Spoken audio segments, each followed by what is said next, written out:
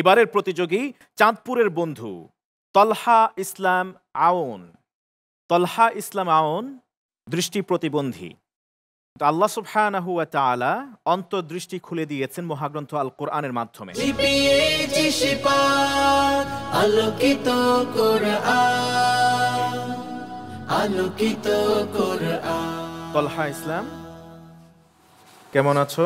আলহামদুলিল্লাহ। আপনি কেমন আছেন? আলহামদুলিল্লাহ, আল্লাহ তাআলা ভালো রেখেছেন। সুস্বাগতম তোমাকে। ইনশাআল্লাহ তাআলা তোমার কাছ থেকে আমরা তেলাওয়াত শুনবো।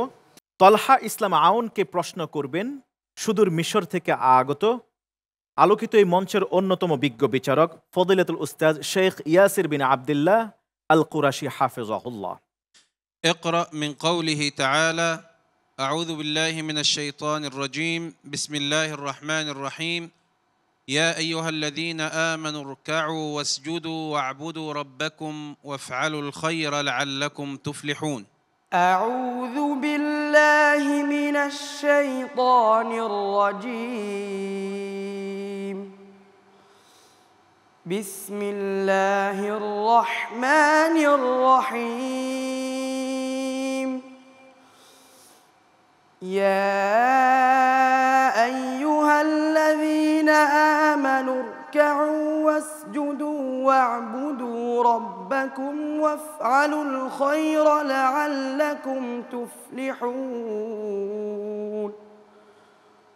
وجاهدوا في الله حق جهاده هو اجتباكم وما جعل عليكم في الدين من حرج ملة أبيكم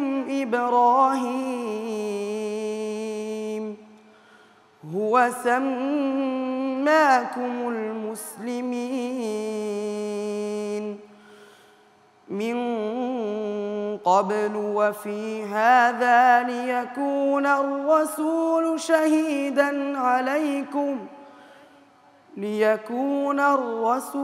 شهيدا عليكم وتكونوا شهداء على الناس فأقيموا الصلاة وآتوا الزكاة واعتصموا بالله هو مولاكم فنعم المولى ونعم النصير. بسم الله الرحمن الرحيم. قد أفلح المؤمنون الذين هم في صلاتهم خاشعون والذين هم عن اللغو معرضون والذين هم للزكاة فاعلون والذين هم لفروجهم حافظون إلا على أزواجهم أو ما ملكت أيمانهم فإنهم غير ملومين. فمن ابتغى وراء ذلك فأولئك هم العادون والذين هم لأماناتهم وعهدهم راعون والذين هم على صلواتهم يحافظون أولئك هم الوارثون الذين يرثون الفردوس هم فيها خالدون. حسبك. صدق الله مولانا العظيم. মাশাআল্লাহ, মাশাআল্লাহ, আলহামদুলিল্লাহ। আমি কি তোমাকে একটা প্রশ্ন করতে পারি? জি, ইনশাআল্লাহ। তোমার এই তেলাওয়াত যখন শুনছিলাম আমি আসলে খুব বিমোহিত হচ্ছিলাম এবং খুব আনন্দ পাচ্ছিলাম অন্তরে যে কোরআন কত মধুময়, কত সুন্দর। আমার প্রশ্নটি হলো যে কোরআন যে তুমি মুখস্থ করেছো, তোমার চোখের দৃষ্টি নেই, কিন্তু কিভাবে তুমি করলে? জি, আমার একটা নিজস্ব মোবাইল ছিল, ওই মোবাইলে আমি তেলাওয়াত শুনতাম, ছাত্র ভাইয়েরা বের করে দিত, সেখানে তেলাওয়াত শুনে ওই আয়াত 3বার পড়তাম, এভাবে পুরো পৃষ্ঠা পড়ে ওস্তাদকে শোনাতাম। শুনে শুনে মুখস্থ করেছো? জি। সুবহানাল্লাহ, মাশাআল্লাহ। তলহার এই জবাব থেকে আমরা একটি মেসেজ নিতে চাই, সেটি হলো তলহা চোখে দেখে না কিন্তু কানে শুনে। মহাগ্রন্থ আল কোরআনে এভাবেই ঘোষিত হয়েছে, ওয়া ইযা কুরিয়াল কুরআনু ফাসতামিউ লাহু ওয়া আনসিতু। যখন কোরআন তেলাওয়াত করা হয় চুপ করে থাকো, মনোযোগ সহকারে শোনো।